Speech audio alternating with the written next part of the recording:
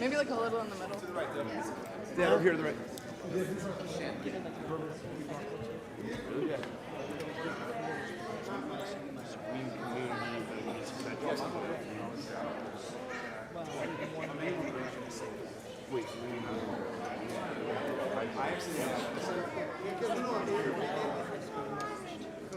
Yeah, I have cold water. Papa has your water. I have your water.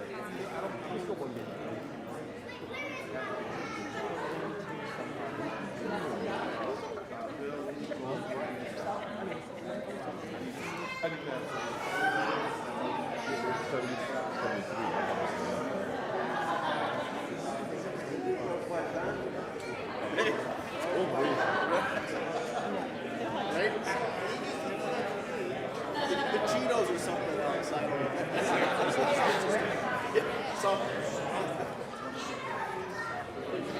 No, not burger.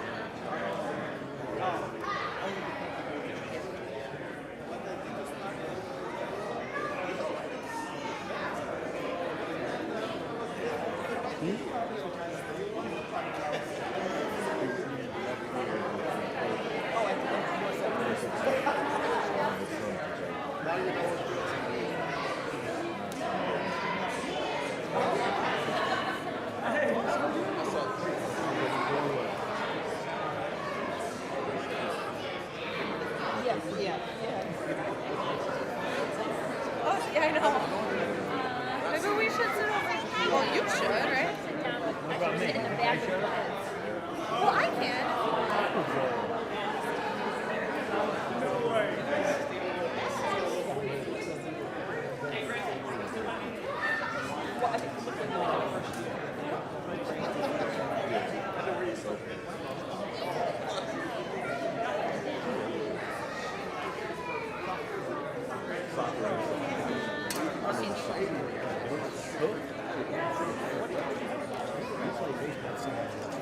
Yeah, I remember. He had a brother. He was massive. Kevin.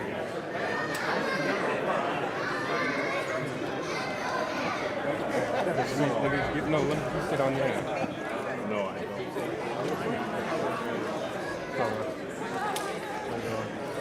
What's up, man? No jokes tonight. No jokes tonight.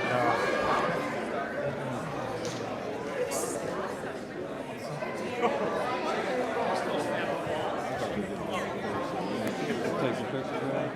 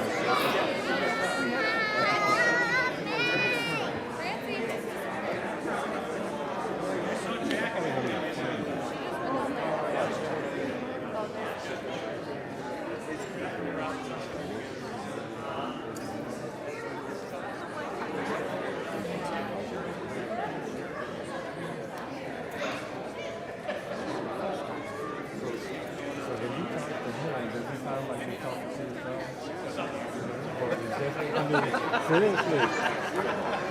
We were just talking about that last night. We do a podcast. I know. We'll be able to tell who's who. Okay, if I get everybody to kind of take a seat. Jano.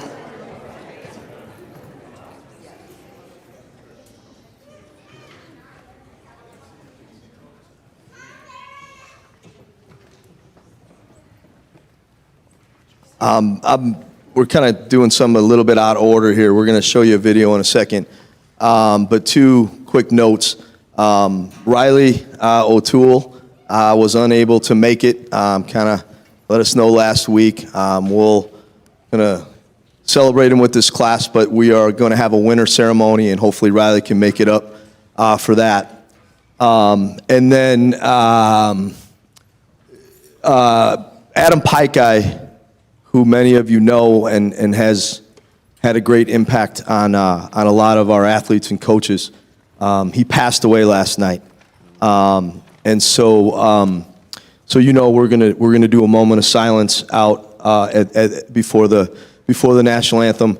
But I also wanted you guys to be aware. I know that this class would be very special to him. He would be sitting here cheering you on and proud of you. So if we could just take 10 seconds just of remembrance, of silence in behalf of Coach Paikai.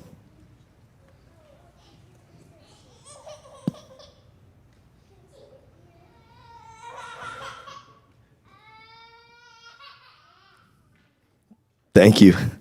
We're going to get started here. Coach Scheffler, we're ready to go? Okay.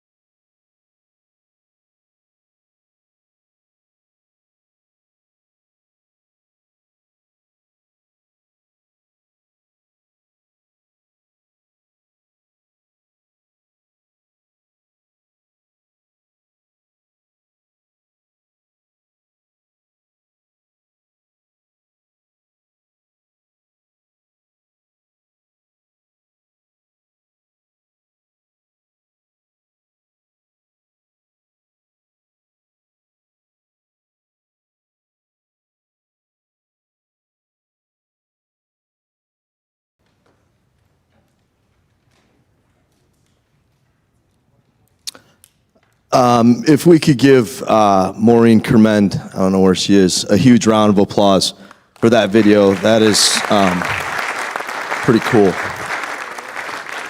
My name's Mike Healy. I'm the athletic director here at Wheaton Warrenville South. I think this is my 12th year, It's going on 24 years. Welcome, everybody. Thank you for being here. I'm going to talk about the 2022 class in a second. Dr. Baker's here. When I started a long time ago, I learned something real quickly about how special this place is and the communities of Wheaton and Warrenville, and that if you're going to do something, you have to go all out. And I think if you see, obviously, the video, and those of you that know I didn't do any of this, and the tables outside, there's a committee that I get to work with, and they're special people. They do this out of the goodness of their heart. They do this because they love Wheaton Warrenville South. They love the traditions of Wheaton Warrenville South. So we would be remiss if we didn't give them a huge round of applause. So I know Rob's here, Harvey, Coach Cronky's over there, Maureen again. Who else am I missing over here? Is Gilt somewhere? Eric's here. Casey Gasson Smith, Jano, Coach Carlini is outside coaching football right now. But if we could give those guys, who did I miss? And Viv was here helping put things together today, kind of. Let's give all those guys a huge round of applause.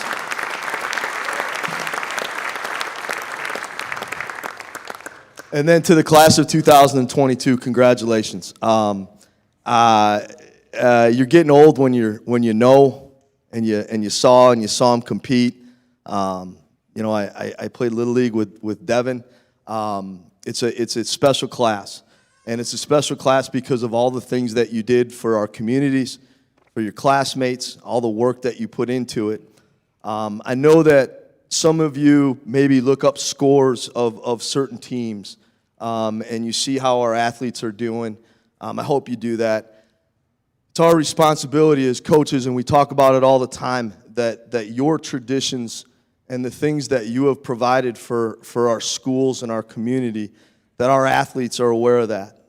And we talk all the time to our athletes about making sure that you represent the person that wore that jersey before you or that uniform before you.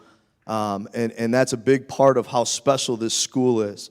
I can't think of a school in the state of Illinois that has the traditions and the reputation that these schools have and these communities have. And it's got a lot to do with the special class that's going in.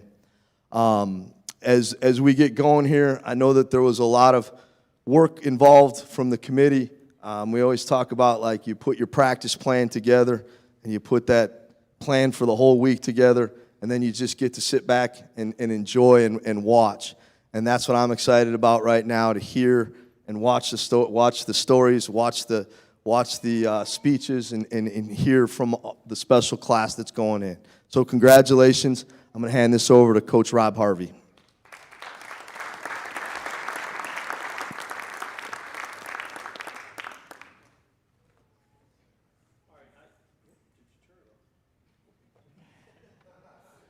Well, I have the honor of kind of giving you a brief history lesson. I was going to be just fine because I was going to kind of wing it, because I pretty much wing all this kind of stuff. Most of the time it turns out okay. But then the father of Wheaton Warrenville South history for our athletics just walked in the door. That Daryl Fitz, as a former committee member, is here right now. And then when Dr. Baker walked in, I got even more nervous. So I'm going to try to do my best. Please correct me if I make any mistakes. You really can't go forward until you know where you've been. This is a absolutely wonderful high school, but we have to know where we came from, and so we can go forward. And our kids know this stuff. They really do. We talk about it in classes. The first graduates were announced in 1882. Total of 2 from Wheaton High School. 1882, that's a long time ago. This is comprised of 5 high schools, really. It was Wheaton High School that started in 1876. It then changed to Wheaton Community High School at some point along the way. We talked about the first graduating class. The name was changed to Wheaton Central in 1964. I believe there was another school somewhere in Wheaton that was started at that time, but I cannot remember the name. I apologize. If somebody can help me with that, we can maybe go back on that. And then, it became Wheaton Central.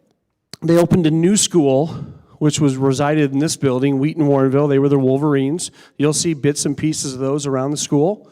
They were gold and green. I believe in the gymnastics room we still have some gold and green mats, way back when, I think. But they are there.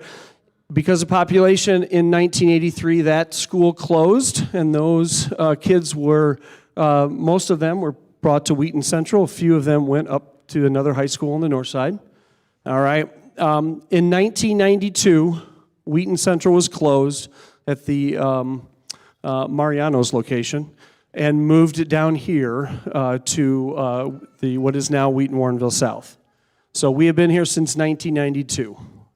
This building has gone through an immense amount of changes. That little building is still in there somewhere. But now, if you have not gotten a chance, because a lot of you weren't here, we got a beautiful field house and another addition out on the Weesbrook Road. Okay, Gilsey. All right, 134 years of athletics is an amazing thing. All right, this committee was started in 2007 when Bob Quinn decided to start it. Myself, a few other original committee members are still around, but we did a bunch of research on other Hall of Fames and developed bylaws. And in 2008, we made ourselves the board of directors, and we developed and oversee the whole process all the way through. So,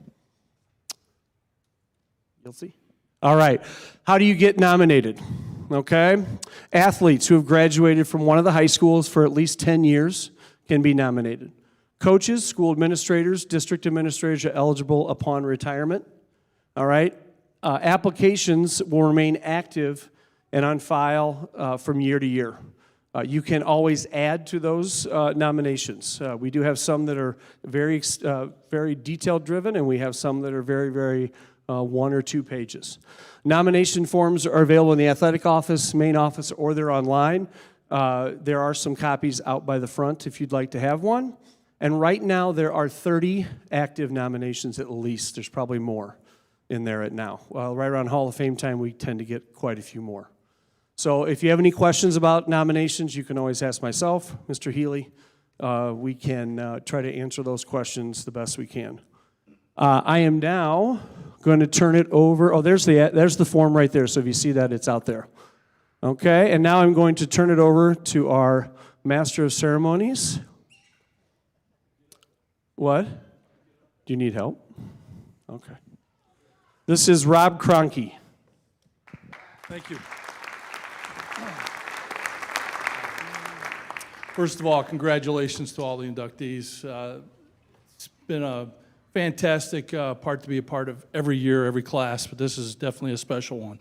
So let's get things started here. I'd like to here to present Sparty Chino for induction to the Wheaton Warrenville South Athletic Hall of Fame. Please welcome Irvis Chino.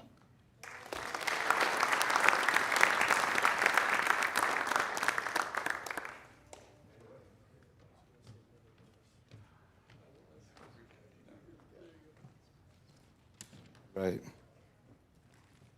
I was going to make a PowerPoint, but then they said I only had 3 minutes, so I had to cut it down a little bit. So first of all, I'd just like to congratulate all the Hall of Fame inductees this evening. An exceptional group of individuals. I saw a lot of them compete. And to be in the Hall of Fame at a school with such a rich athletic tradition is an incredible honor and accomplishment. So congratulations to all of you. So last month, I stood next to my brother as he was married, as his best man.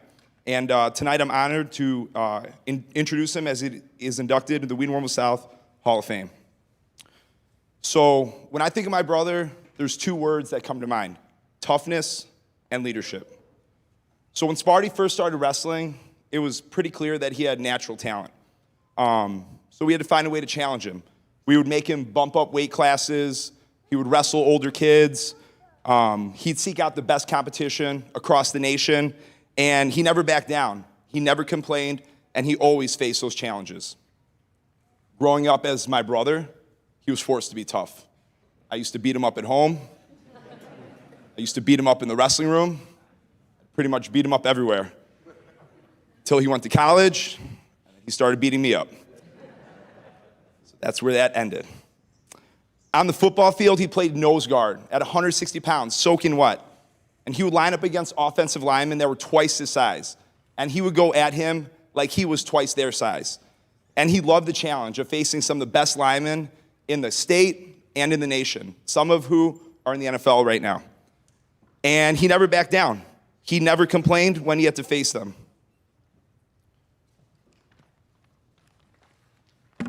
And they couldn't believe it when he'd get around them, underneath them, and blow up the play. And it was truly awesome watching him on the football field. In college, he wrestled at Ohio University. He had to battle through grueling wrestling practices, injuries, making weight, an unforgiving Division I wrestling schedule. But once again, he would never complain. He was one of the hardest workers in the room. He pushed everybody. Even when they thought they had nothing left in the tank, Sparty would always push him through. And that's where he showed his greatest skill, his leadership. Anyone who knows Sparty knows that he's a leader. In the wrestling room, he led by example, always setting the pace in the room, always helping his teammates get better, and always helping them believe in themselves. He led with his actions and with his words. He always knew the right thing to say at the right time. He's always been a great communicator. On the football field, he may have been the smallest player in size, but he was the biggest player in heart. He was the emotional leader on the football team, and when the going got tough, Sparty got the team going. He led with his play on the field, but even more importantly, with the relationships he developed off the field. Anyone that's been on a team with Sparty knows that he'll always have your back, and he will always be someone that you can count on. Between wrestling and football, he was a 3-time state champion. He won 2 state championships in football, starting on both teams as a junior and as a senior. And for anyone that's played football at Wheaton Warrenville South, you know that starting as an underclassman is a very difficult thing to do. He never lost a high school football game his entire career, freshman through senior year. He was a 3-time All-State wrestler. He was a Fargo All-American, a 4-time All-DVC wrestler, 2-time DVC champion. He took 5th in state as a sophomore, although he should have won it that year, but that's okay. He took 5th in state as a junior, and he capped off his high school career by becoming Wheaton Warrenville South first and only state champion. He finished his high school career with an all-time record of 142 wins and only 19 losses, and he is currently Wheaton Warrenville South's all-time wins leader. He received a wrestling scholarship to Ohio University, where he became a 4-time national qualifier, a team captain, and he earned a master's degree in business administration. I could go on, but I think I'm already over time. Can't even express how proud I am to be his older brother, and it's my honor to introduce to you my little brother, my best friend, Wheaton Warrenville South Hall of Fame class of 2022 inductee, Sparty Chino.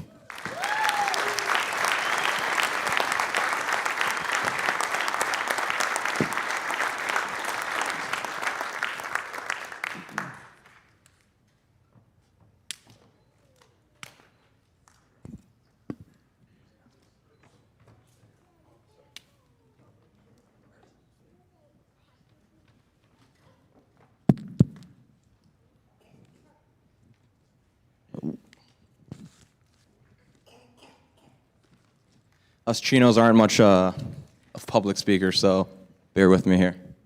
Just kidding. I want to thank everyone for being here this evening. It's my privilege to stand amongst this group of immaculate individuals, many of whom I spent my youth looking up to. Thank you to the Hall of Fame committee for this distinguished honor. This is a moment that I'll cherish for the rest of my life. I'd go as far as saying this is the best day of my life, but I got married last month, and I think my wife Nicole would be a little upset with that. I want to thank my wife, though, not necessarily for supporting me through high school because we met in college, but for dealing with me raving about what it means to be a Tiger. That includes, but is not limited to, watching the 2010 state championship game, hearing about the battles of Glenbard West, including the double OT thriller, listening to stories about the arm of Riley O'Toole, and hearing me break down the thesis of the Red Grange philosophy. So, Nicole, thank you so much for being here tonight. I can't wait to watch you become a Tiger mom. I chose my brother Irvis to introduce me tonight because he was my first coach. From the time I was born, he was my mentor and watched out for my next steps. Mostly because I had zero coordination and stepping was difficult because I've had the same size head since birth. If it wasn't for him, I would not be standing here tonight. My athletic career starts due to Irvis, from driving me to Wheaton Warrenville, driving me to Wheaton Rams practices, or to driving me to the Little Tiger Wrestling Club here at Wheaton Warrenville South. At 10 years old, my brother gave me the mantra to live my life by. It's a quote from Napoleon Hill that goes, "Whatever the mind of a man can conceive and believe, it can achieve." He would relentlessly remind me of this. He believed in me even when I didn't believe in myself. He was my shoulder to cry on, my sounding board when I was frustrated, my biggest fan, and my best friend. I love you, Irvis. Thank you for everything. I want to thank my younger sister, Tina.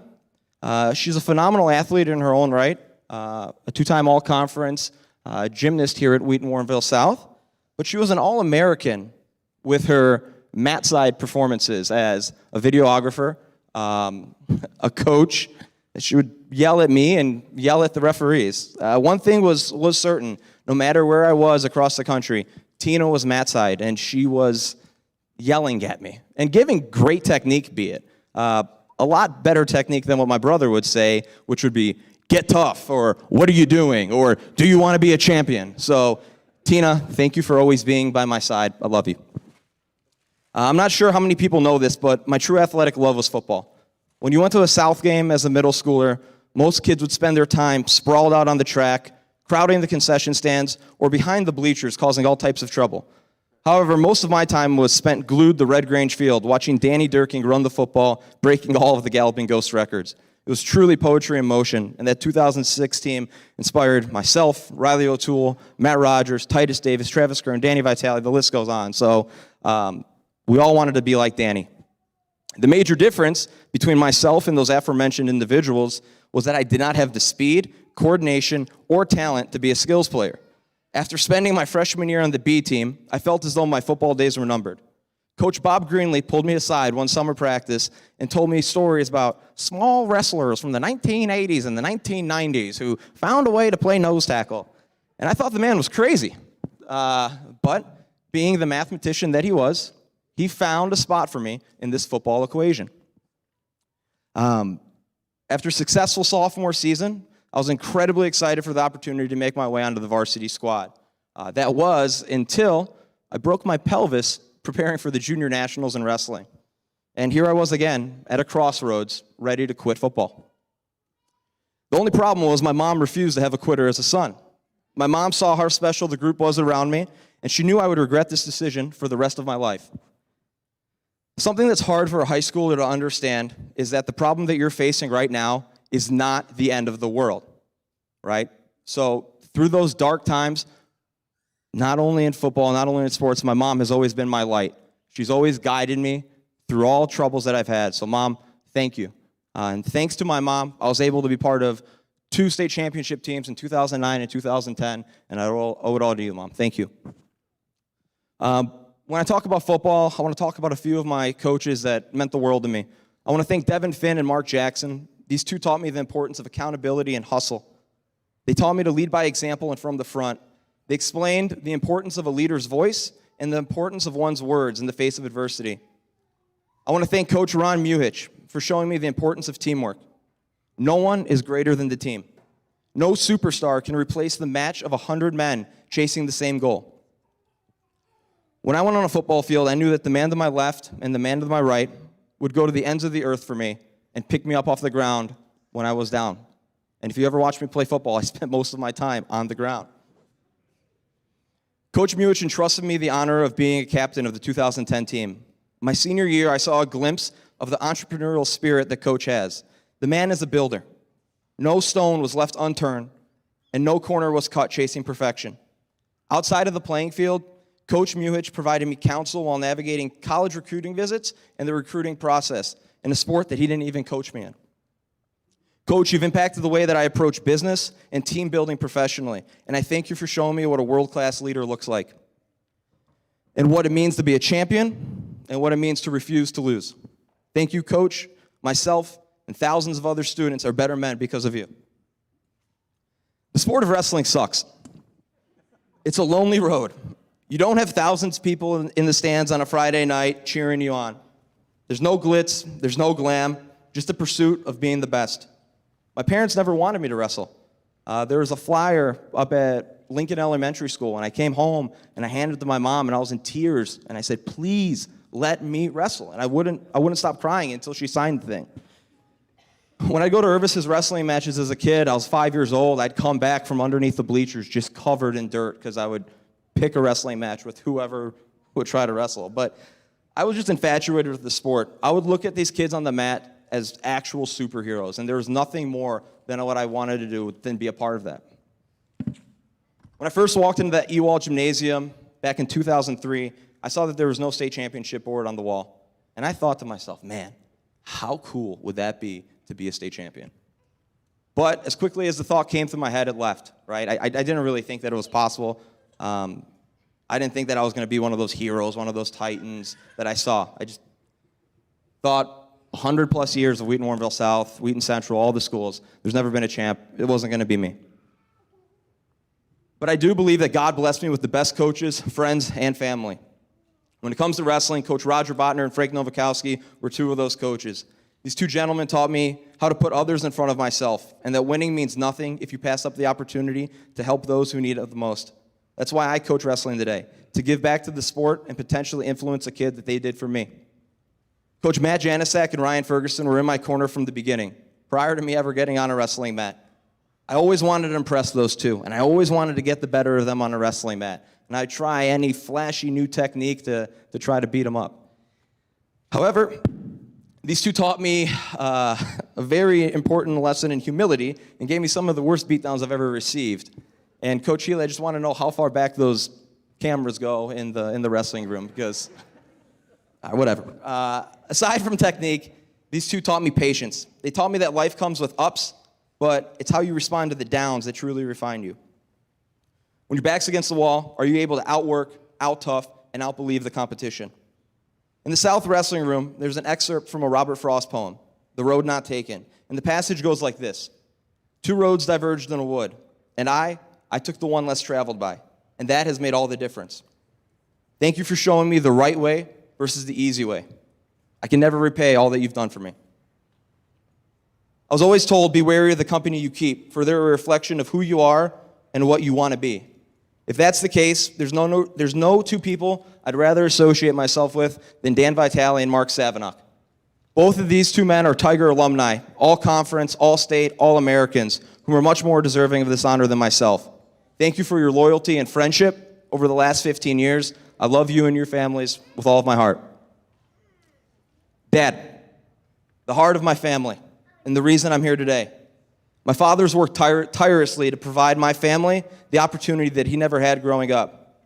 Through 16-hour workdays, little rest, and the challenges in between, my father's never asked for anything for himself. His sole goal has been to give his kids every possible opportunity for success. He never missed a wrestling match of mine. No matter what, my dad was always there. My dad never made excuses, and he wouldn't let me make them either. And trust me, I tried. When I lost, my dad didn't say, it's okay, just get better, you tried, or whatever. No, my dad showed me how to work for what you want.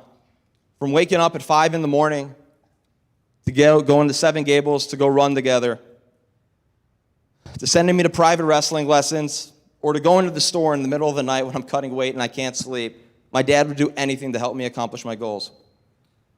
I was close to winning a state title my sophomore and junior year, but fell short of my lifelong goal of capturing that elusive title for Wheaton. Prior to the state tournament my senior year, my dad dropped me off at the front doors of South prior to us departing for Champaign for my last crack at glory. My dad told me one thing.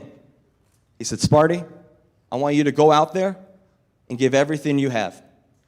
I want you to check the tank, see if you have anything left. And if you do, give that too. And win, lose, I'm always going to love you, and I'm always going to be proud of you. And yeah, we cried in that car for a little bit. But after that, how could I lose?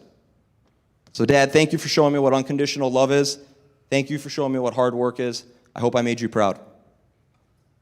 I was not the best athlete who went to South. I was not the best football player. And I know I wasn't the best wrestler who came through these doors. But I do consider myself the most fortunate athlete who went to South. Fortunate to be surrounded by the greatest friends, teammates, coaches, and family a guy could ask for. Thank you again for this extraordinary honor. Semper Tigers.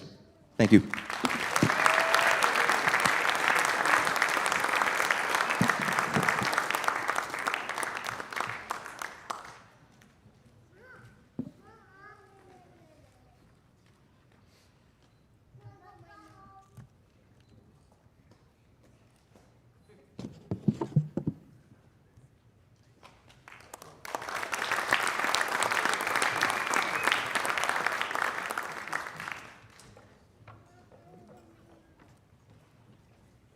Okay, next to present Dan Durkin for induction into the Wheaton Warrenville South Athletic Hall of Fame. Please welcome Shane Durkin.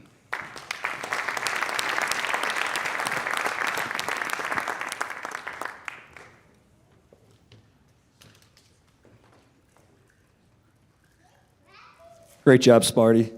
17, 18 years ago, me and Sparty were wrestling partners, running our face into each other, and then after that, right, it was Danny and Irvis, so that's pretty special. Congrats to all the inductees, right? A lot of special people getting recognized here tonight. Very honored, right, to be able to talk about somebody that means so much to me. During Danny's football career, I was his little brother, I was his biggest fan, and I was also, most importantly, his statistician. Every Saturday morning, right, I would go through all the statistics in the papers, and all the yardage, right, that you would find in the paper, it was never correct. So I put myself in a position to be his statistician. During his high school career, Danny was a 3-time All-State. Hey, Francie. This is Danny's daughter, Francie. Francie loves Wheaton Warrenville South. Don't you, Francie? Hey. All right, Francie, get out of here. During Danny's career, he was a 3-time All-State winner, All-Area and All-Conference. He was an Under Armour All-American. He was the Rivals, Toyota, Gatorade, Chicago Tribune, and Sun-Times Player of the Year. He broke Red Grange rushing records with over 6,000 total yards, 90 rushing touchdowns. But my favorite stat of Danny was he had one career snap on defense, and that ended in a sack in the state championship game in 2006 against Mount Carmel. Danny probably remembers very few of those accomplishments because what was most important to him was the 2006 state championship with his teammates. Our mom and dad started taking us to Wheaton Warrenville South games in 1996. We loved watching the great Tiger teams coached by Coach John Thorne and Coach Ron Muhich, and we instantly became hooked with the electricity and the energy that surrounded Tiger football. With the combination of watching Tiger football and our dad's old VHS tapes, right, with the Jets, Danny got the itch to play football very early, right, in elementary school. From there, right, my mom had some hesitation, but after much anticipation and persuasion by Danny, right, she allowed him to play, right, with the Wheaton Rams in 5th grade. With the Wheaton Rams, some games Danny scored more touchdowns than times he got tackled. Soon, word got around Wheaton, right, of this new middle school running back, right, who had 6 carries and 6 touchdowns in one game and broke the Glen Ellen Eagles' best linebacker, broke his collarbone, right, on an attempted goal line tackle. Naturally, everyone at Wheaton Warrenville South had great expectations for Danny, his teammates, his coaches, and his peers. As an elite competitor, right, Danny embraced that pressure and exceeded everyone's high expectations. At the start of Danny's sophomore year, he was splitting carries. Soon that came to an end when he had his coming out party against Wheaton North, right, our rival, and had 6 touchdowns as a sophomore. The rest is history. Quickly, kids in Wheaton, like Sparty talked about, right, and the area started to idolize Danny, right, but nobody idolized Danny more than me. I admired Danny not because of his stats or his accomplishments, but because of his daily work ethic, his toughness, and his willingness to sacrifice his body for his teammates, coaches, and the city of Wheaton. Danny showed us what competitive excellence is. He gave his 100% all the time, never missing a game, right, and playing through illness, a torn oblique, and torn ligaments in his hand. This competitive excellence and toughness only got stronger in his time at Purdue and with the Chicago Bears. Today, Danny resides in Nolensville, Tennessee, with his wife Sheila and his 2 daughters. Francie, you've already met her, right? And then MK is the other one. As a regional sales director for Stryker, Danny continues to be that best at what he does.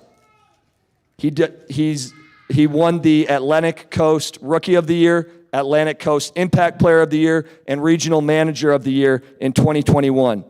From my perspective, Danny and the 2016 state championship team's legacy was bringing back the refuse-to-lose mentality to Wheaton Warrenville South. The next 5 years, Wheaton Warrenville South football, right, went to 5 state championships, right, and won 2 of them. With Tiger Nation, right, proud, I would like to announce my brother, right, Danny Durking.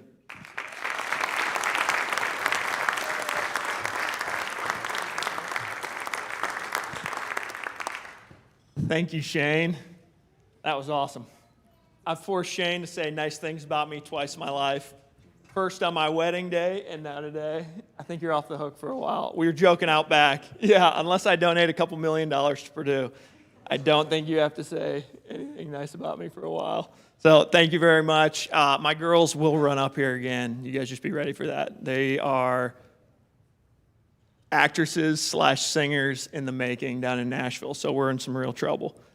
But first, I wanted to congratulate the rest of the Wheaton Warrenville South Hall of Fame class. It's a bummer Riley O'Toole can't join us this evening, but I talked to him a couple weeks ago. He said he had to put down his card to reserve a space at Arrowhead. I've talked to Arrowhead. They still have his card on file, so drinks and appetizers on the O'Toole tab tonight. Pedro? When Healy originally called me, told me the star-studded lineup for this Hall of Fame class, I requested to be moved to the 2023 class for 2 reasons. First, I thought there were too many accolades amongst this group to honor in one night. And the second reason is I figured if I were to go in 2023, that would give Coach Muhich just enough time to finish his acceptance speech. Coach, you take all the time you need because you've earned it and more, and every word is gold.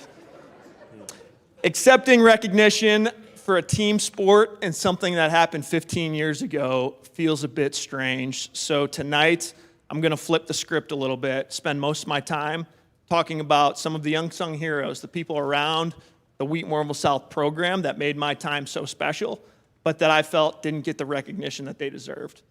But before recognizing these unsung heroes, I wanted to acknowledge a few of the unfair advantages that I had in life that led to success in football. My favorite book is called The Outliers, and everybody knows what an outlier is. On a plot map, everybody's looking for a bell curve or a perfect linear line.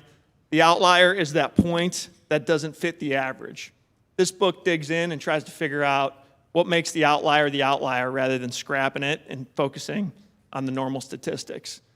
The book makes the obvious case that folks like Jeff Bezos, Bill Gates, Wayne Gretzky, Michael Jordan, everybody attributes their success to hard work and God-given abilities, but those are table stakes.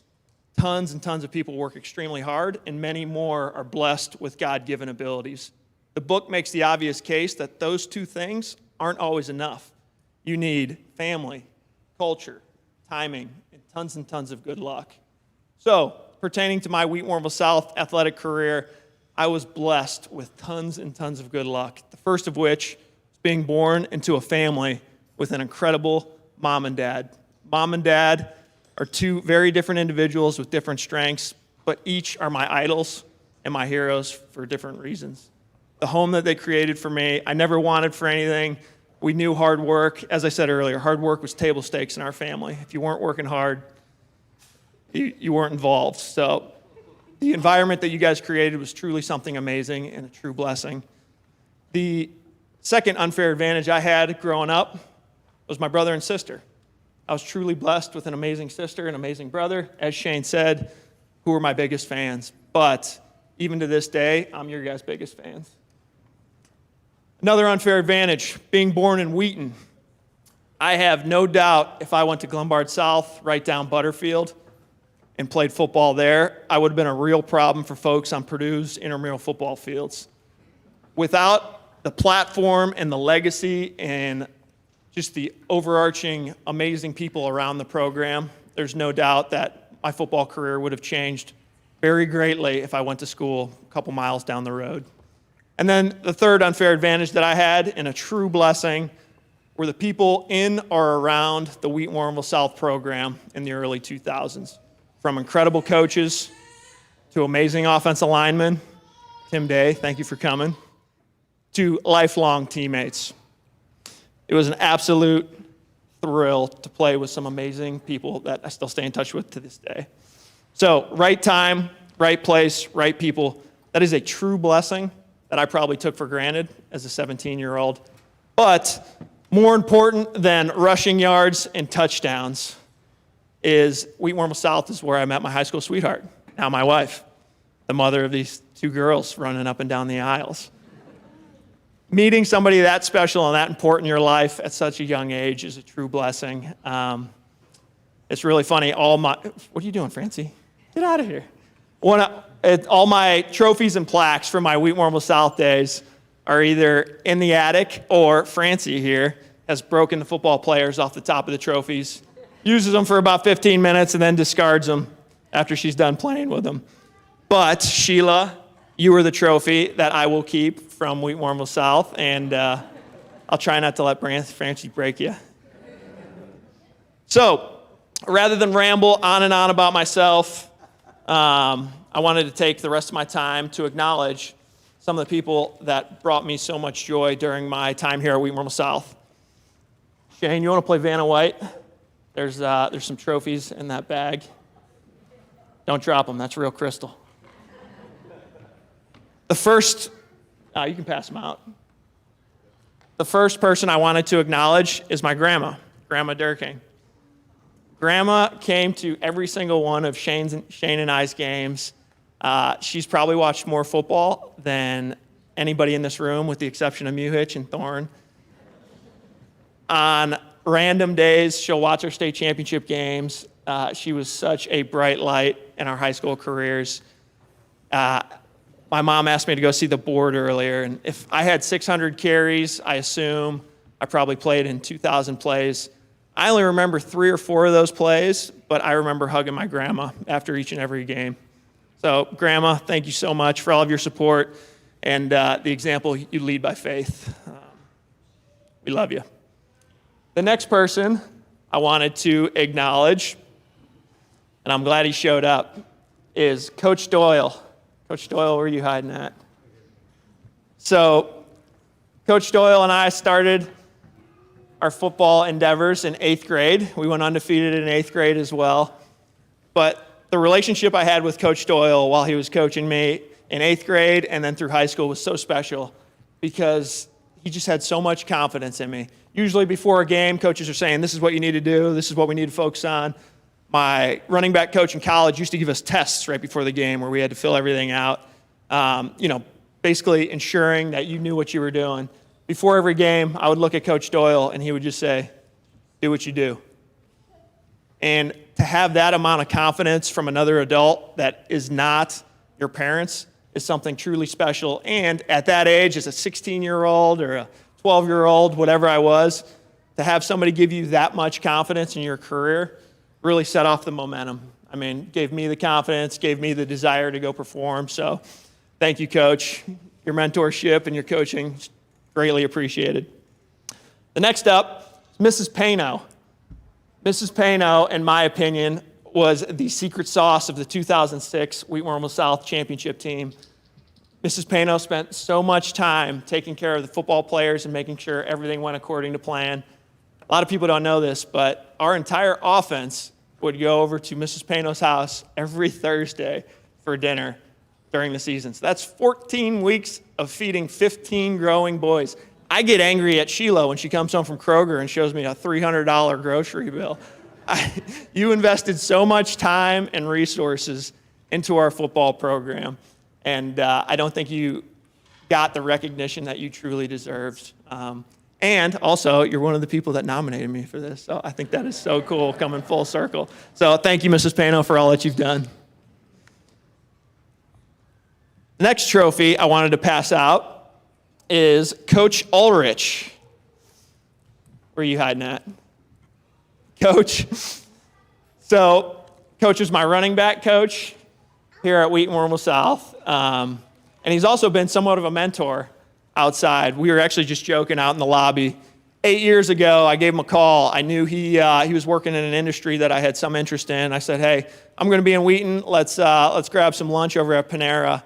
And he gave me some really good advice that has put me in my family where we want to be currently. But looking back on my time with Coach Ulrich, my favorite memory of him, it was a playoff game. I'd been pulled up. It's sophomore year.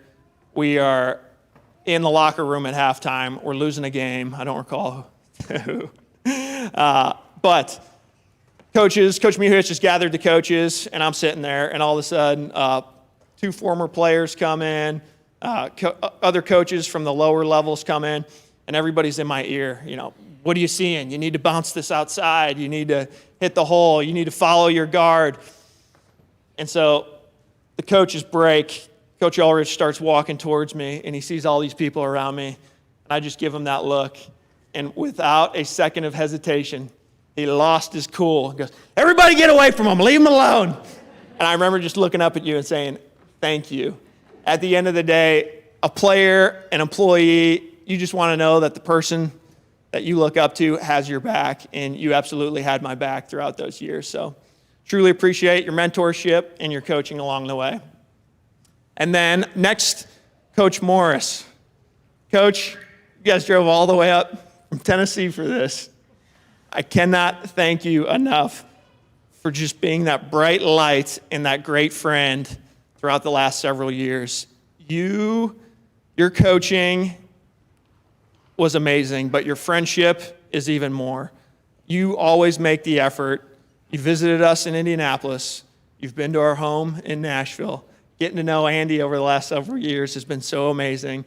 Now you guys are moving down south, so we hope to get to see you soon. But whenever I think of you, Coach, I think of the story of Damon West. If anybody hasn't read it, it's called The Coffee Bean.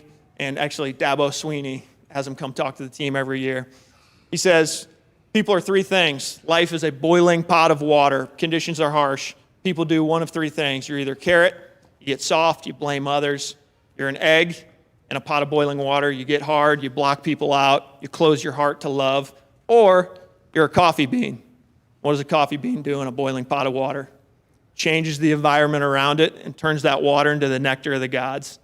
Coffee beans, in my opinion, people that show up smiling with a positive attitude, always upbeat, and that is you, Coach. So thank you so much for the mentorship and the friendship along the way. And I do have an extra trophy. Shane, where'd Shane go? I didn't want to keep doing the back and forth. Oh, no, you're Vanna White, man. Come on, keep it up. Tim Day, running backs don't get to this point without a offensive lineman. He was the general on the field, center, my senior year.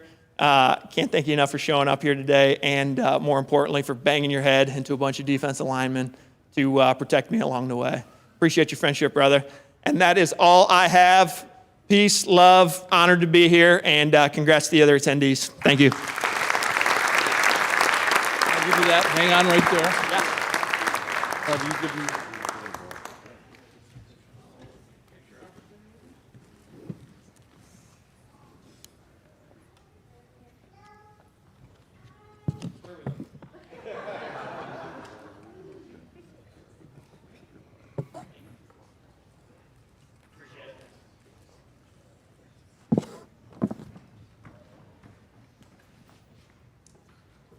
All right, next to present Devin Leftwich into the Wheaton Warrenville South Athletic Hall of Fame, please welcome Shan Willis.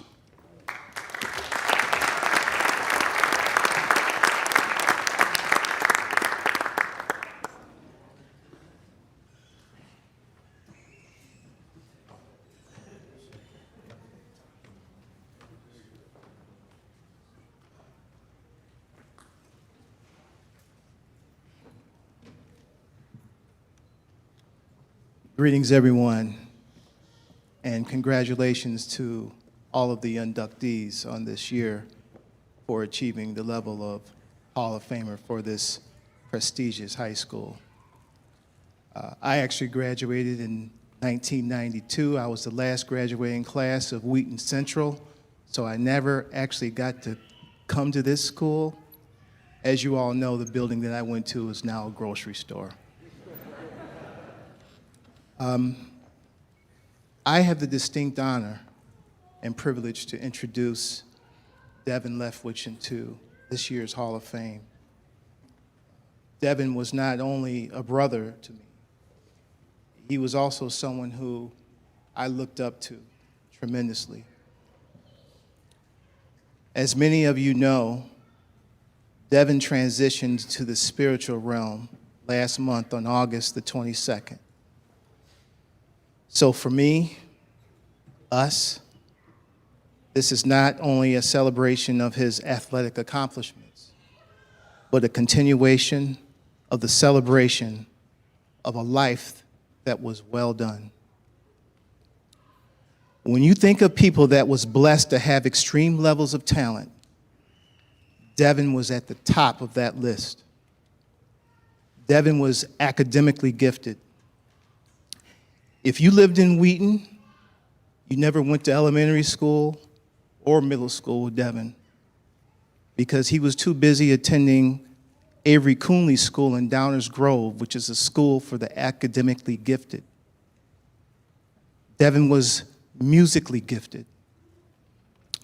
At the age of 12 years old, this kid was flown to Japan to play piano alongside some of the greatest pianists in the world. On the football field and on the basketball court, in the classroom and in the field of life, Devin was the best one out there. You know, Proverbs 22:1 states that a good name is to be chosen rather than great riches, and favor is better than silver and gold. The first part of that verse is that a good name is chosen. How was it chosen? By living a life of high moral character, a life displaying the attributes of joy, peace, long-suffering, kindness, goodness, faithfulness, gentleness, self-control. You see, the fruits of the Spirit cannot be slandered against because actions will always speak louder than words. And the actions of Devin Leftwich was loud. In fact, it was deafening. And there is not one person alive that can say one negative thing about him. Devin was a tremendous football player and a greater person. As a matter of fact, he was once called the greatest player. I digress. First, a little context. As I mentioned, I graduated from Wheaton Central, and so in 1991, we was getting ready for some game. I think it was a playoff game, and Coach Thorne, you know, he's legendary for his pep talks and his stories. He was telling us one story that I can't remember, but then in mid-stride, in mid-sentence, he said, "Let me tell you a story about the greatest play." And then he stopped himself in mid-sentence and said, "Greatest human being to ever come through Wheaton Central." Truer words have never been spoken. The room was silent, and I had goosebumps.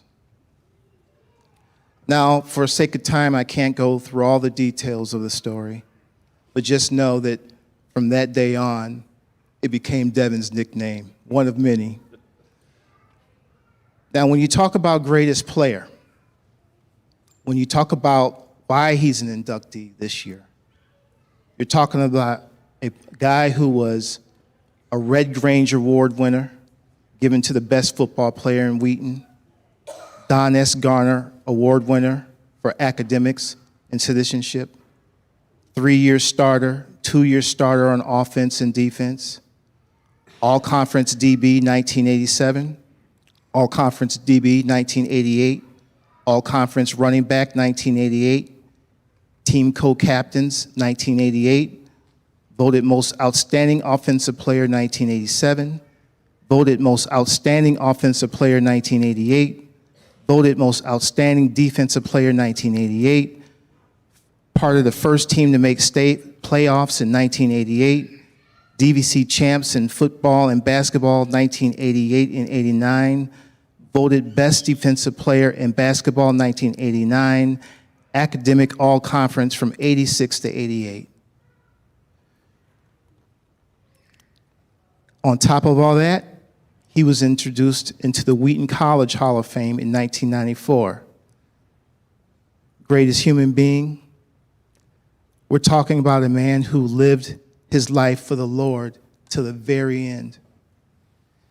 Devin was a unique, special type of person.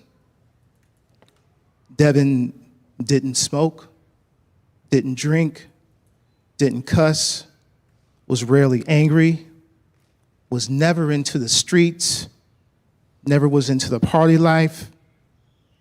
He saved himself until marriage.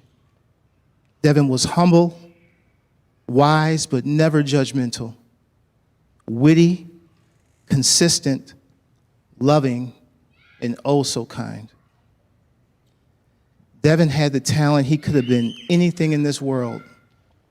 He could have been a doctor, a lawyer, an engineer, or he could have been a professional musician, or he could have been an NFL running back. But instead, he obeyed his calling and became a herder of sheep, a leader of men, a spreader of the word of God. When Devin had passed, my friend Nevin Govan and myself had lunch, and I asked him, how would you sum up Devin?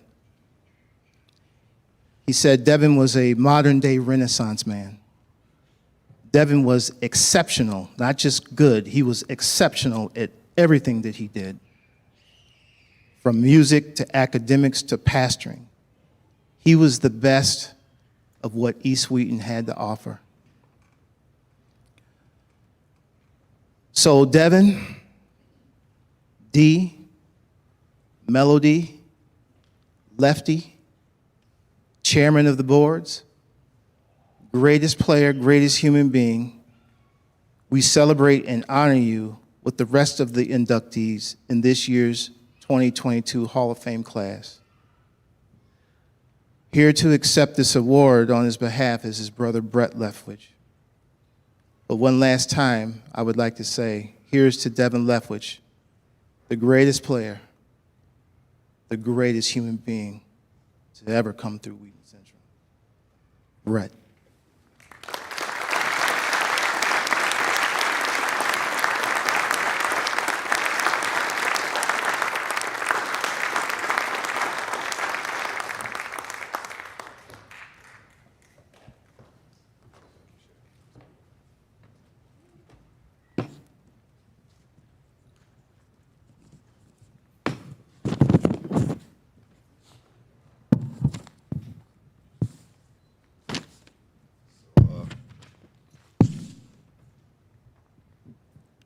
Sharon, that was beautiful.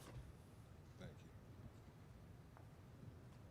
I've been listening to stories about Devin for the last month now, including Sharon, and how good he was, how great he was, everything about Devin. And I tell you, as a man that's known him for 51 years, it's all true. My name is Brett Leftwich. I'm Devin Leftwich's older brother. Don't have the speaking ability like he did or like Shan did, and please bear with me. I will be short, but I'm here to accept on behalf of my brother Devin,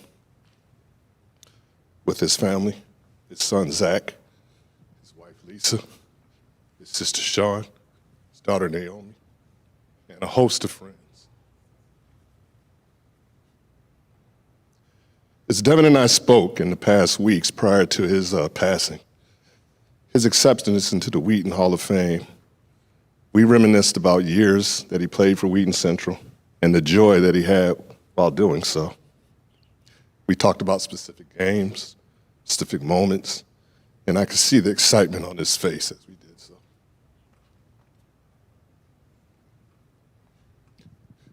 This is not only an honor for Devin, but an honor for me as well. Because even though Devin is my younger brother, he has always, with my father, been a role model to me.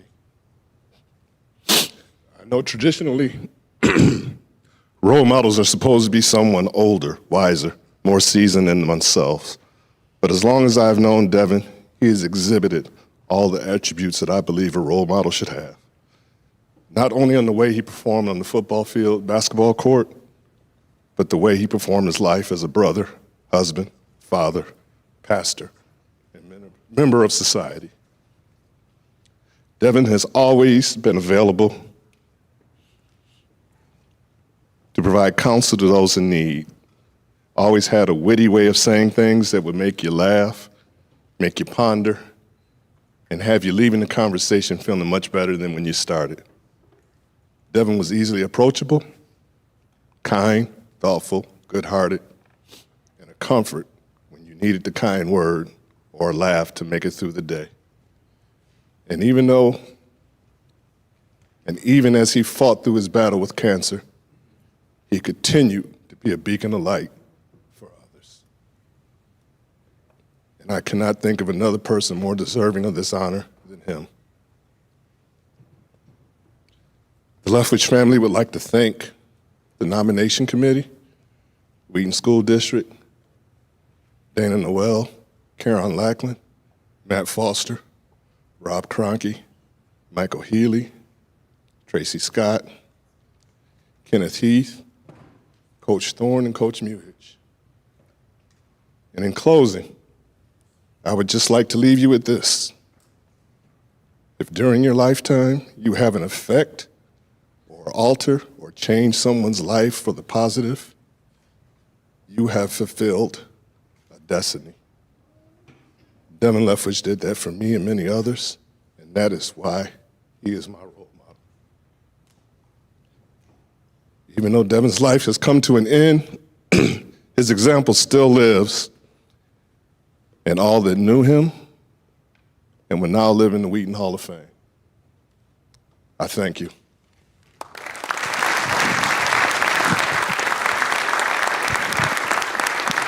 Should we stick that out in the middle?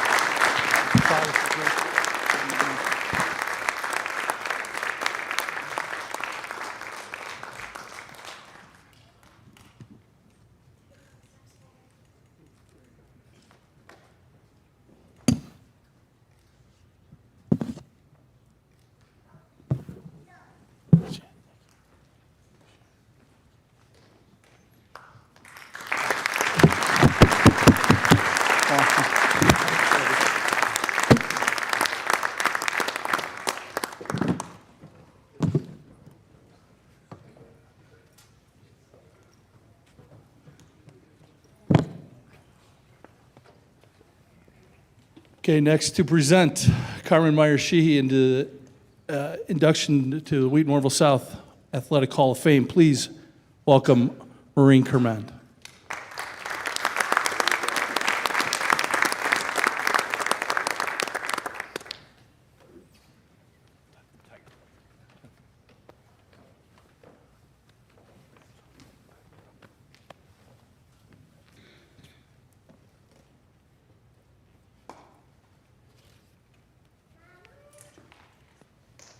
In the fall of 2002, a sophomore, Carmen Meyer, walked into the PE office at Wheaton Warrenville South to ask about joining the gymnastics team. Small in stature and a bit shy, she proceeded to tell Penny Perkins and I that she had hopes of joining the Naval Academy and that school participation would be an important part of her development. With that decision to participate, Carmen impacted the lives of so many people, including myself. Good afternoon. My name is Maureen Kerman, the girls' gymnastics coach here at Wheaton Warrenville South. I wish to congratulate the entire induction class of 2022, Sparty, Danny, Devin's family, Carmen, Riley, and Ron. We take great pride in honoring those that have set the standard in which we all try to emulate here at Tiger Nation. To be direct, Carmen is the greatest gymnast in the history of our 50-year program. She holds the school record for vault, uneven bars, and all-around. Carmen was named All-State during both her junior and senior year and a runner-up in the vault event in 2005. She was also a 3-time state qualifier in pole vault and holds one of the school's top height records in that event. After high school, Carmen participated in track and field and diving at the Naval Academy. In preparation for this introduction, I reached out to some of Carmen's former coaches, teachers, and teammates. While most described her as quiet and humble, many also said she was one of the funniest people they knew. And everyone said what an honor and that there was no one more worthy in our program's history. Carmen always led by example and accepted all of the people around her. Personally, I think Carmen's greatest asset is her bravery. If you knew how afraid she is to come up here, you'd understand how brave she is too, right? Seeing Carmen in competition, you would never know that she was fearful at times. But even after her acceptance into the academy, Carmen was willing to put herself on the line. When an athlete was mentally and physically tough in practice, Penny Perkins would always say that she was willing to go to war with you. Penny knew it took a special type of person to live up to those ideals, and Carmen was just that person. Carmen served her country, graduated from the Naval Academy, and commissioned into the Marine Corps, where she served as an officer. Carmen and her husband, Tim, now reside in Montana, where they raised their 4 young children. Although she is not doing gymnastics or pole vault these days, I may have seen a picture of her doing a handstand on one of her horses. I am completely confident that Carmen will represent the ideals and values of this honor. It is my privilege to have the opportunity to introduce 2022 Wheaton Warrenville South Hall of Fame inductee, Carmen Meyer-Sheehy.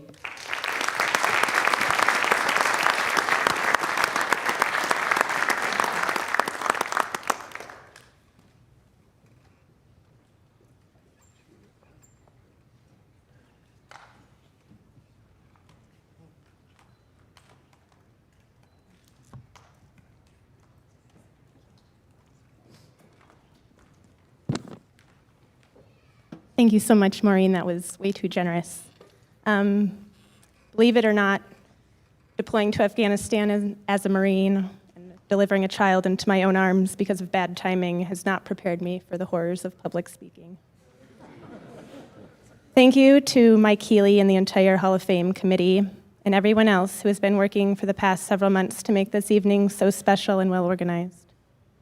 Congratulations to you, Sparty, Dan, Riley, Mr. Buhitch, and Devin on your incredibly impressive athletic careers.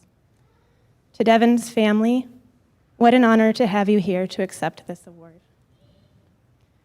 I feel extremely humbled and honestly a bit imposterish to be included in this group of extraordinary inductees. Reading over the itinerary for this evening, I noticed I would be expected to speak for 10 minutes. If I make it one of those minutes without my face bursting into flames, it'll be a success. So, in the spirit of generosity and for the sake of self-preservation, I'm going to donate most of those minutes to Coach Muhich, who is apparently a far more willing and capable orator than I am. Looking around the room, I think it's safe to assume that each honoree has a list of mentors, role models, teammates, coaches, muses, supporters, inspirers, etc., who saw him through his successful athletic career, and I'm no exception. So if my dad, Ron, brother, Tony, coaches Penny, Maureen, and Rob, former neighbors Lynn, Wayne, Scott, and Mike, husband Tim, who just flew in from Spain a couple hours ago to be here this evening, daughters Annabelle and Evelyn, sons Bruce and Wally could join me up here for just a moment. Mr. Harvey, that's you. Sorry I called you Rob. Penny Perkins, Mike Duquette. Also joining me in spirit are my mom and 4 other brothers who weren't able to make it here from California, and Coach G.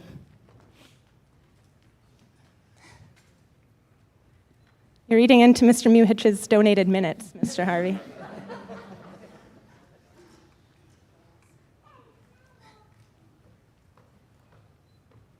This group here is a representation of the people who deserve this recognition as much as, if not more than I do. Wittingly or not, each one of you had a hand in generating the cycle that inspired me to pursue excellence in the gym and on the track, of course, but more importantly, in the way I conducted myself in school, in my community, as a teammate, daughter, sister, neighbor, and friend, all of which ultimately led me to my life's work and my greatest accomplishment. Thank you very much.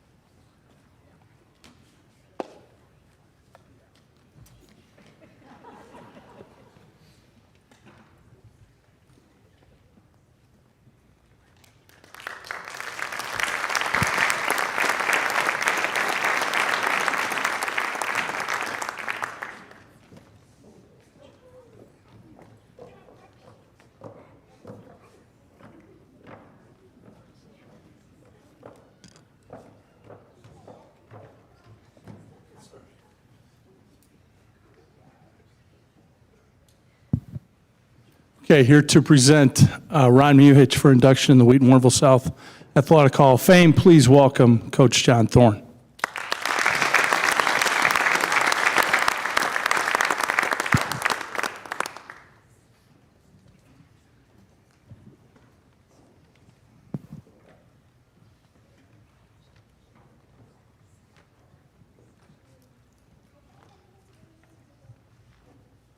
Congratulations again to all the inductees.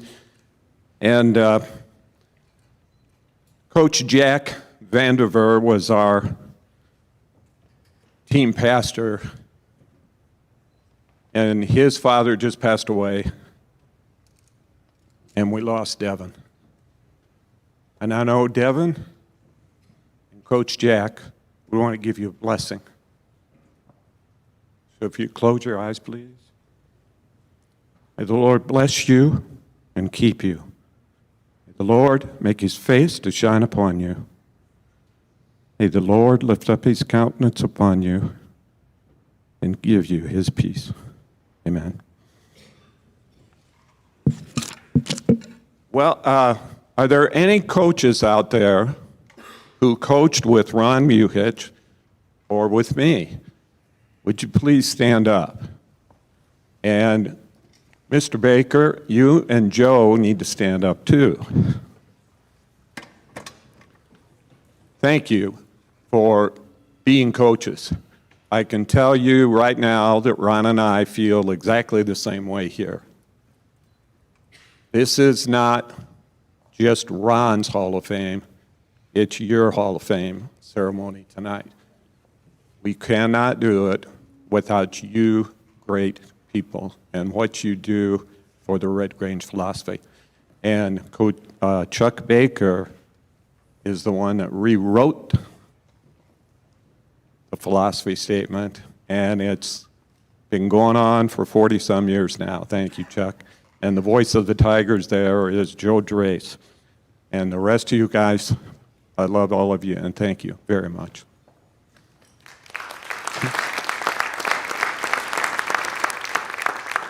Now, are there any players out there that played for me, the old guy, or for Ron? Would you stand up?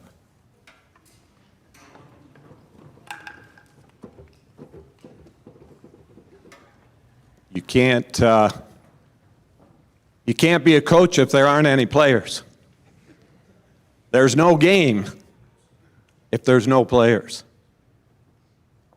There's no fun without you. This is your Hall of Fame today also. Thanks for being Tigers. God bless you. You know, Ron and I started in about 1979 coaching sophomores. The next 41 years, Ron was at the varsity level. 22 years as the defensive coordinator. And then as the head coach. Now, on that journey, we were blessed with a lot of little tiny athletes that had gigantic hearts. But we also had some big athletes that also had big hearts. Ron was a master with our defense. Ron and I read a book on the 5-2 defense when I was hired. And we decided this is good. This book has got lots of great techniques in here, and I think it'll work with our players. We knew we were having a low number of players at the time. We knew a lot of them were going to be tiny. And Ron was just a master at teaching little man techniques and big man techniques. And it was fun. It was fun every day for us. Till one day, Ron and I were just kind of watching practice, and we came in and talked afterwards. Ron was on the defensive end. We'd send a bunch of offensive players that were JV players down. They were called the scout team to go against the defense. I was on the opposite end with the offensive players, and a bunch of young defensive players would come down and be the scout team. And I noticed how these young guys, they're just getting knocked over. They're getting knocked down over and over. And so Ron and I talked, and we started the knock them down, pick them up. So every day in practice, if you knock down one of the defensive players doing your technique and so forth, you had to get in the habit of reaching down and picking them back up. And pat them on the back. And tell them that you are doing a great job. That's exactly what the other team is going to do. Good job. And encourage them. Guess what that did for all those young players? They loved football. The star players knew who they were, cared about them, took care of them, came to watch them play their JV games. All of that started because of the Red Grange philosophy. If you haven't read that statement, that paper, I really encourage you to try and get a copy of it. Because when you read it, every part describes Ron Muhich. He lives it. And all those coaches that stood up, they did too. They believed in it. They taught it. They used it to help young boys grow into young men. And so it was fun spending time with them and doing great things. Ron was a master at studying film. he would find exactly how each team lined up, and he could predict play after play after play what they were going to run. Well, he taught that to the players. And pretty soon the players were amazing at looking at film. We'd set a film station up in the library, and they would come down on their free period, and they'd sit there and they'd study film. And pretty soon they were coming back and telling us, right, Coach? Hey, did you know this guy does this and this guy does? So Ron's linebackers and safeties were making audible adjustments. They were calling the plays before they even happened. Some teams would even talk to us afterwards. How in the... You knew what play we were going to run every time. How'd you know that? It was one of Ron's really great gifts, and he shared it with the players and with our other coaches. Here's an example of Ron Muhitch.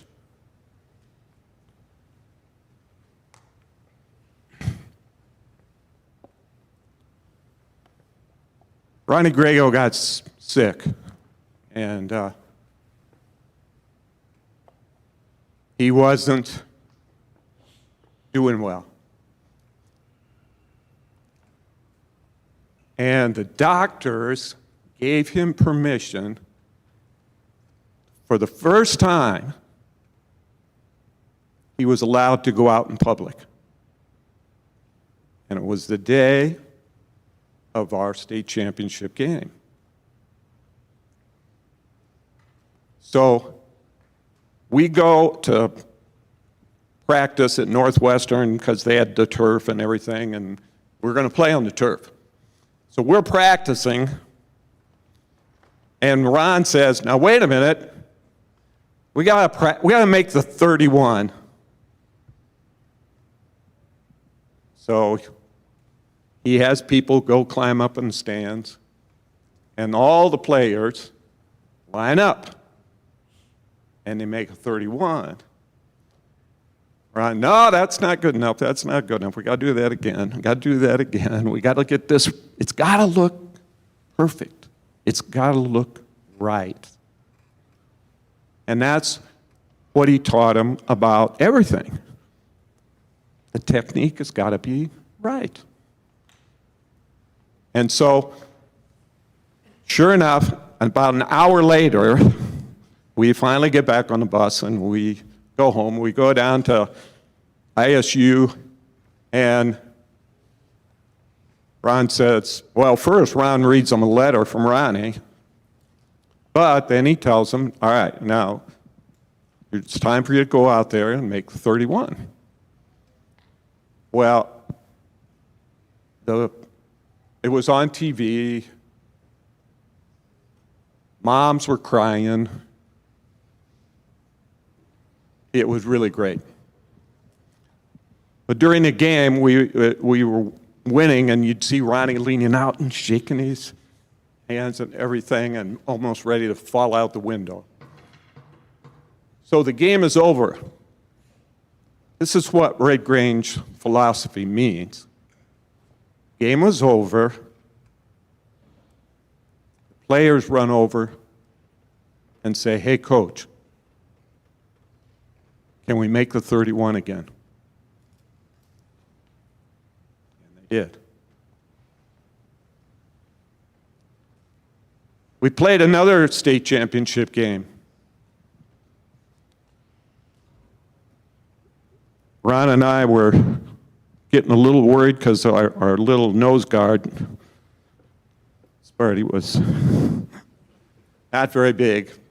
But he had gotten hurt, and our superstar running back, Phil Adler, walks by and says, he heard us talking. He said, hey, coach, I can play nose guard. I said, well, we kind of like you at running back. He said, oh, anybody can play running back. I'll be glad to play nose guard. Well, we didn't let him do that. But we play the state championship game. It goes into double overtime. Phil Adler scores the winning score. Everybody's running around and cheering like crazy. Naperville North is in the end zone watching us play because they're going to play in the next game right behind us. Phil Adler runs up to me and he says, "Hey, Coach, how about we make a tunnel for Naperville North and cheer DVC when they come out?" That philosophy statement means a lot. And Ron's kept that thing alive for 41 years. That's what he lives. Cardinal football, or Tiger football, excuse me for that. That was a big slip. I took the Red Grange philosophy to Naperville, or to North Central College, and same words, Chuck. Thank you. So,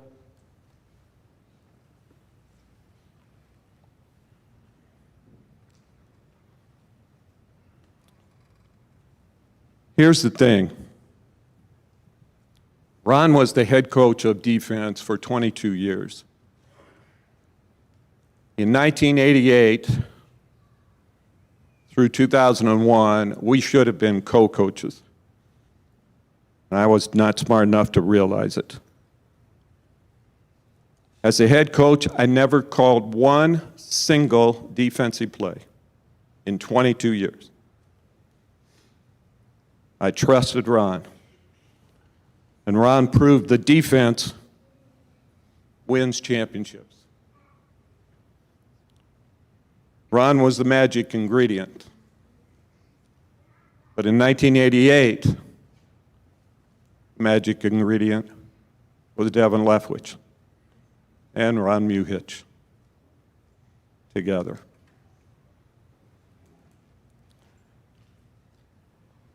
Ron switched to offense. Well, first, I wanted Ron to be the next head coach desperately, and I'm so glad the administration decided to make that adjustment. And when Ron became the head coach, you know what happened. Amazing running game for several years with Danny, amazing throwing game with some unbelievable receivers and Riley O'Toole. And we have an offensive lineman sitting here. The real football players are the offensive and defensive linemen. All the rest of them are make-believe guys. They're a whole bunch of pretty boys. Their names in the paper, but the real football players play at the line of scrimmage. Thank you.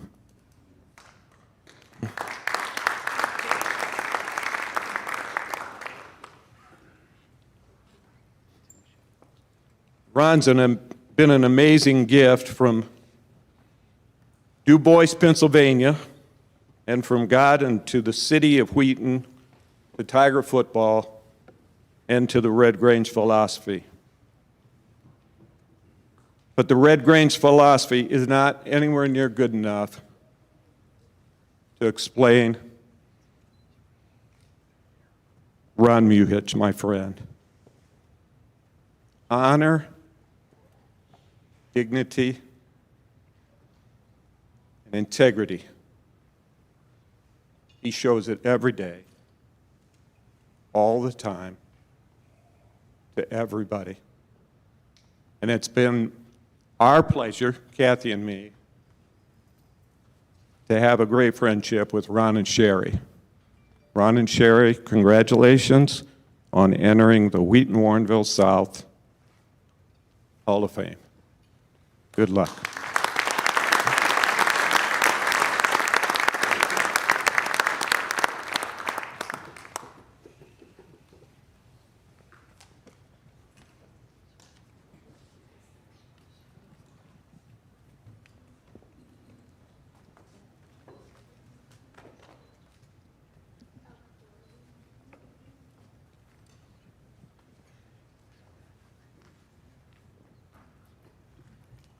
All right, Drayson Baker.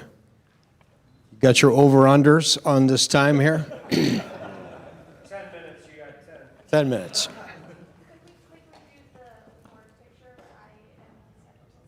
Absolutely.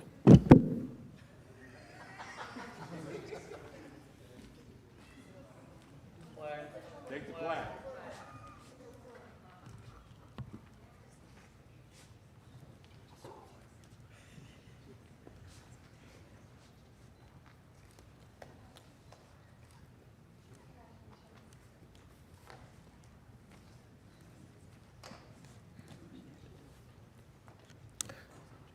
Two things stand out to me, just sitting over there. Family, seeing all these people come up here, brothers introducing brothers, family surrounded, and the importance of family has always been a trademark at Wheaton Warrenville South. And it's more evident to me that I could say nothing except we got blessed with great people as a coach. Congratulations to your honor. And I'm going to try to blend this all together with a bunch of assistant coaches and volunteer people that I believe need to be honored as well with me. So bear with me. We'll get it done. It's an honor and privilege to be introduced by my friend and mentor, Wheaton Warrenville South's own legendary Hall of Fame coach, John Thorne. In sports, it's often been noted that it's never a good recommendation to follow a legend in anything. As a player, as a coach, and even a speechwriter.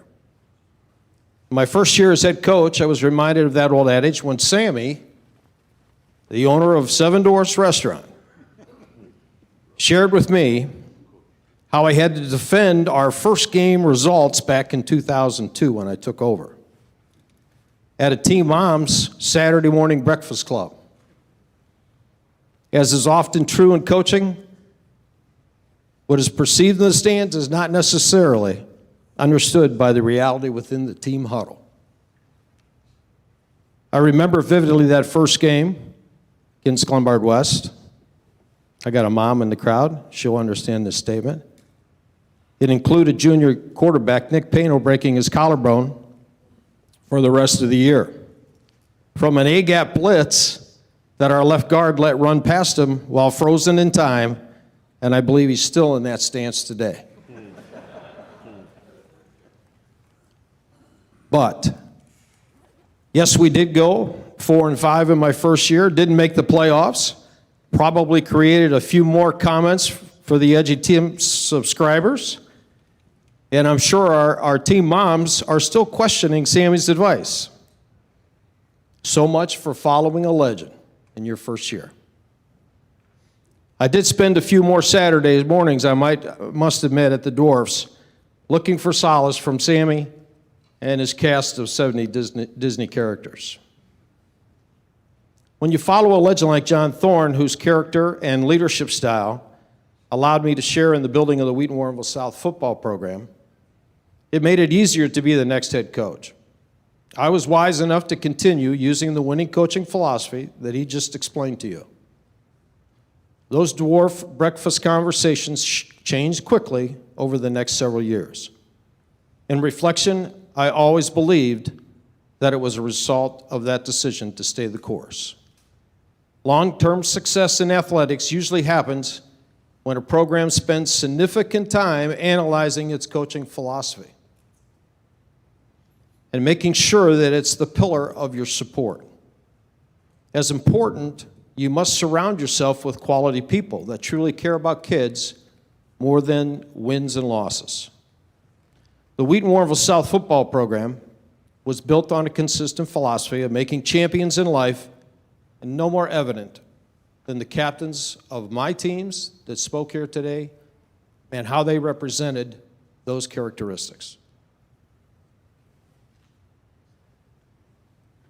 We made it easy for kids to follow that path and reflect character building traits by one of our own immortal Wheaton's most famous player, Harold Red Grange. As a coach, you always seek to try to create a fresh seasonal plan every time you start this cycle of education. And for you people that don't understand what I mean, freshman to senior year, you're looking at 40 years of Wheaton Warrenville South football history on this stage together. 4 decades. And every year you got to make it fresh. Our players, our coaches, our parents always look forward to making their senior slogan and promoting it on their spirit wear every time they could find a piece to capture it. I really enjoyed trying to capture that meaningful saying from as many sources as possible, as it always kicked off our season with a common belief. Unpopular by most coaches, I also did a little different twist. I embraced and created a unique niche of input from our players and parents between their junior and senior year. Probably the most engaging time for kids in high school is that ownership of their senior year, going into it. Reaching out to my seniors, I quickly realized what a meaningful moment that became between me and them. The senior conference allowed for a two-way communication process and an opportunity for them to tell me everything. Carefully guided their families through a planned script of their upcoming seniors' experience and their postgraduate opportunities.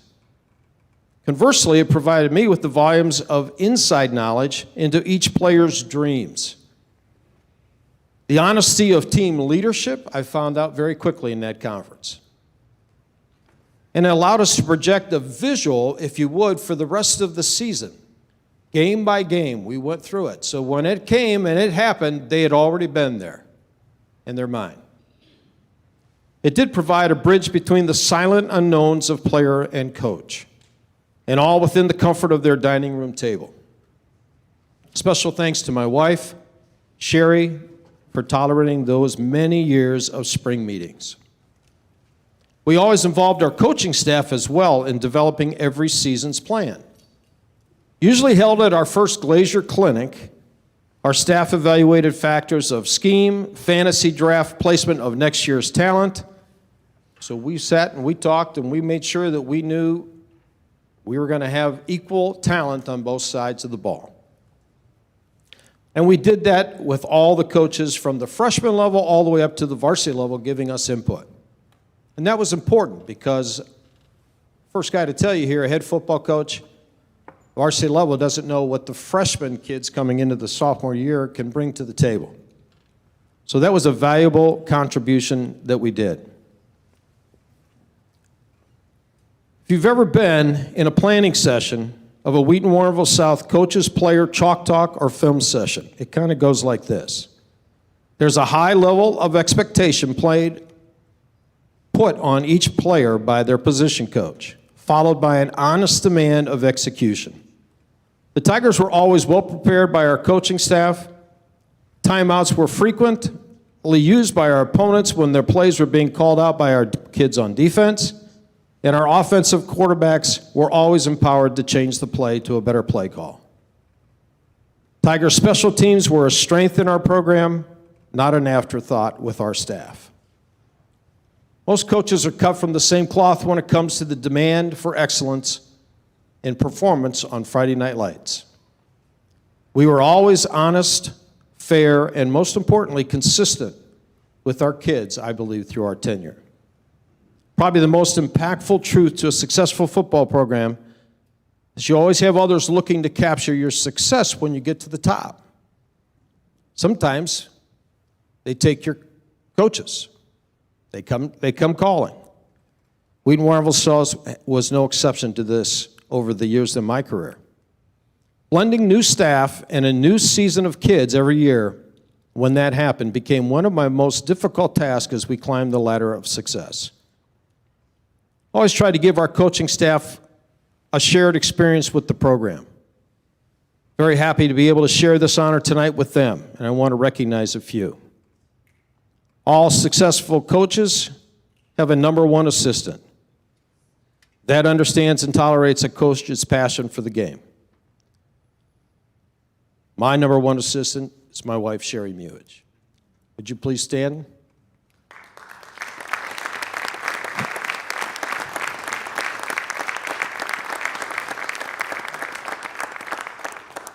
Here are some other key people that are with me tonight: John and Kathy Thorne, Mark Jackson and Nancy, Mike Doyle and Joni, Joe Ulrich and Joyce, Jim Vivian and Sandy, and we talked about Coach Vander was not able to attend today because of his father's recent passing. I had early members of my staff when I took over from John that were big, important people in our success of our program. Bob and Ted, father-son Munkin, Mike O'Brien, Joe Wardinsky, Dan Korntower, Mike Erbick, Matt Janisak's in the crowd, Matt Alley, Kevin Aster, Tim Broca, Devin Finn, Matt Sinclair, Ken Helberg, Chris and Craig Arthurs, Bob Greenlee, Andrew Schweitzer, Bruce Munson, and Mike Morris.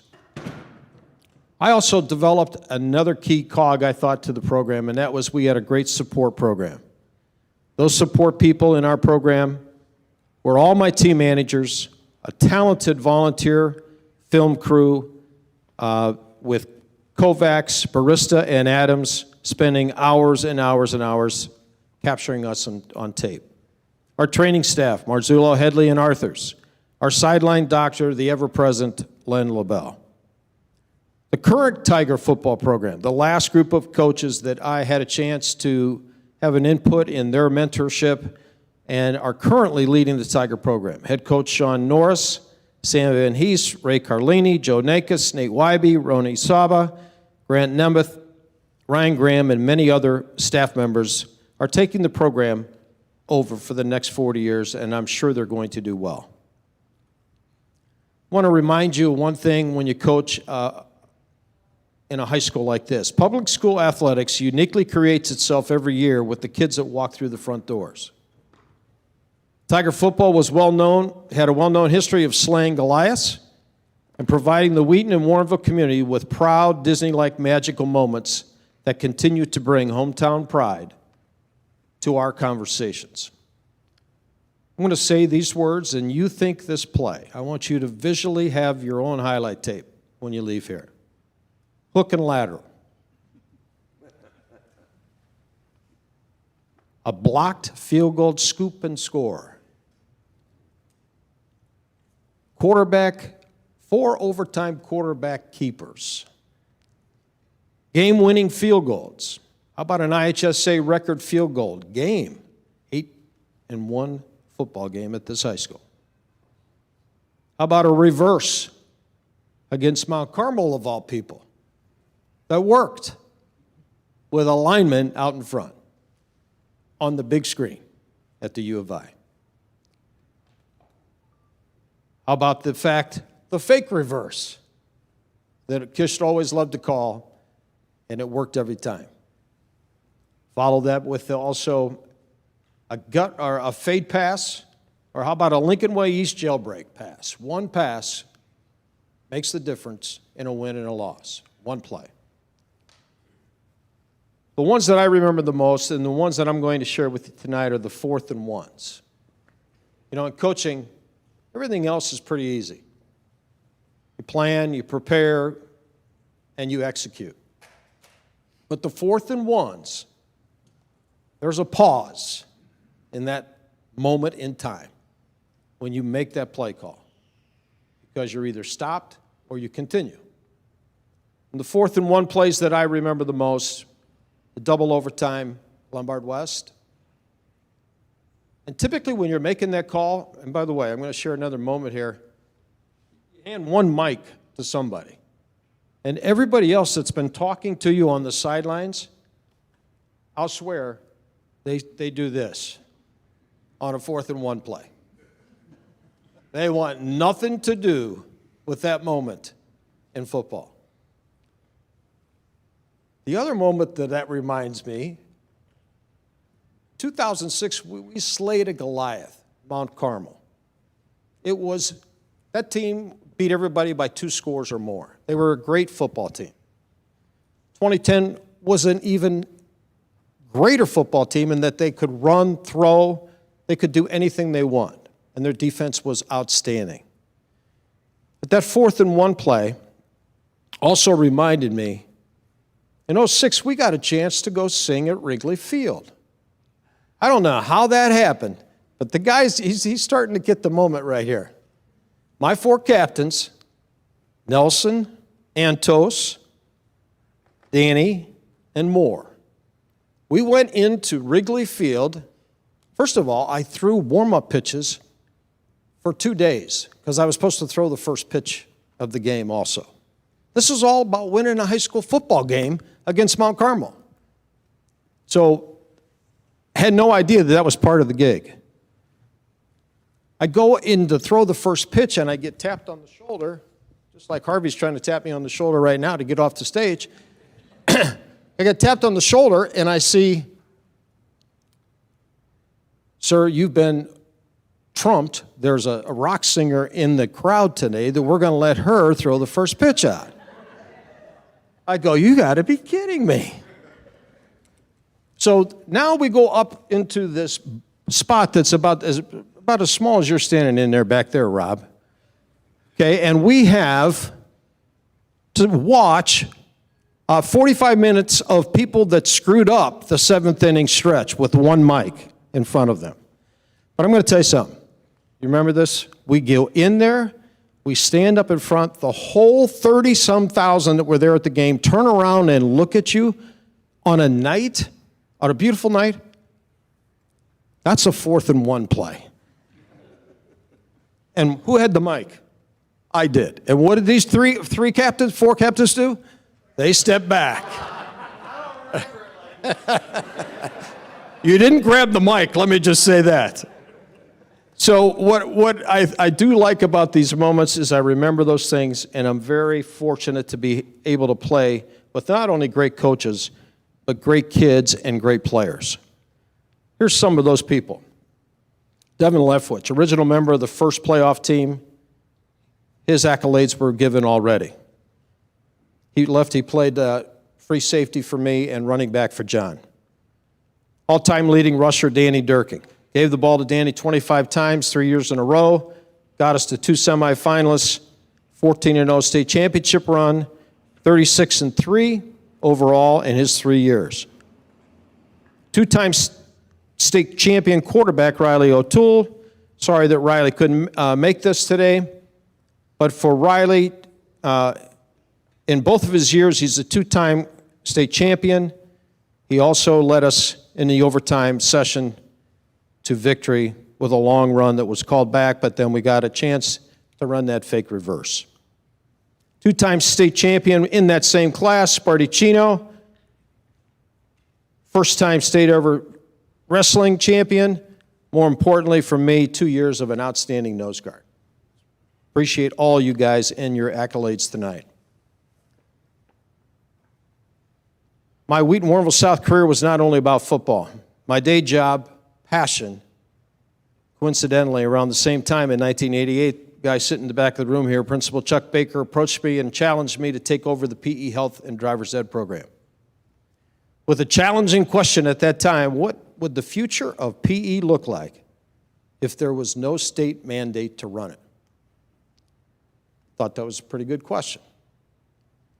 Didn't have a real good answer at the time, but after I came back from a certification endorsement down in Dr. Ken Cooper's renowned aerobics research facility down in Dallas, Texas, I found my answer to Dr. Baker's challenge. In the late 80s, the fitness industry, if you remember, early 90s, exploded into a self-conscious effort to live life a little healthier than we had been. It's when the smoking went out and the fitness clubs came in. One of those research-based health facilities, also our town wanted health clubs, and they wanted fitness centers, and everybody wanted them either in their basement or at a place that they could attend. We provided a wellness staff program, changed the name, changed the program, brought equipment into this high school and surrounding schools that benefited all kids, not just our athletes. Wheaton Warrenville's wellness program eventually became a Blue Ribbon Program Award leader for the state of Illinois under Matt Janisak, and is currently under that reign from Maureen, and will, I'm sure, give us an opportunity to get that award again. I proudly served for 26 years as the DuPage County chairperson for wellness, programming in our county schools. It was back in 1980, I also enjoyed coaching other sports. This is long before this football came to be dominating in my life. For 12 seasons, I was a three-sport coach.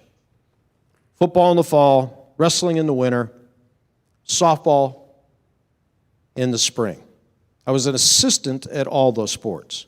Under Coach Thorne and Coach Gerace's leadership, Wheaton Warrenville South football and softball programs had Hall of Fame success and milestone moments in their IHSA state place finishes.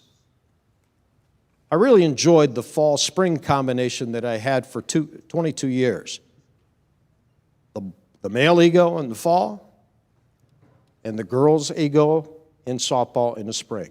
It was a good mix and a great balance for me personally as a coach. I did have a stint as the head softball coach for 3 years until they gave me the head football coach. I even coached Mr. Cronky, Mr. Joyce, and Mr. Bostrom in baseball my first 3 years out of the nest. And 6 years at the end of my tenure, I was a track and field throws coach for Coach Helberg, and very proud of those assistant roles that I was in. You notice that the word assistant came up often in my resume. Learning from head coaches like Thorne, Fuller, Gerace, and Helberg, I learned that it is important to learn how to be a good assistant first before you could ever become a great head coach. I want to personally thank Principals Baker, Claypole, McDermott, and ADs Bob Quinn and Mike Healy for believing in me as an educational leader and supporting me in the various coaching roles that I did participate in. You know, recently I had a chance to go back and see my 50th class reunion. You don't get to see your reunion when you coach a fall sport. So it was the first time I went back and saw guys that I hadn't seen in 50 years. And I was reminded of the impact of athletics, teammates, and friendships as if they had never changed in one day. And I believe that will always be true of any kid that participates in athletics here at this school. I'm very proud to be a Tiger and hope I had a small impact in kids and families' lives during their high school years at Wheaton Warrenville South. Everything I might have accomplished, I owe it all to the support of my wife, my assistant coaches, years of outstanding players, memorable accomplishments of teams, supports of team managers, parents, ADs, principals, and all the multitudes of fans that make up Tiger Nation. It's my honor to join Wheaton Warrenville South's Athletic Hall of Fame as a member of the class of 2022, and I'm proud to have spent my entire career at Wheaton Warrenville South, a place where excellence happens every day. Thank you.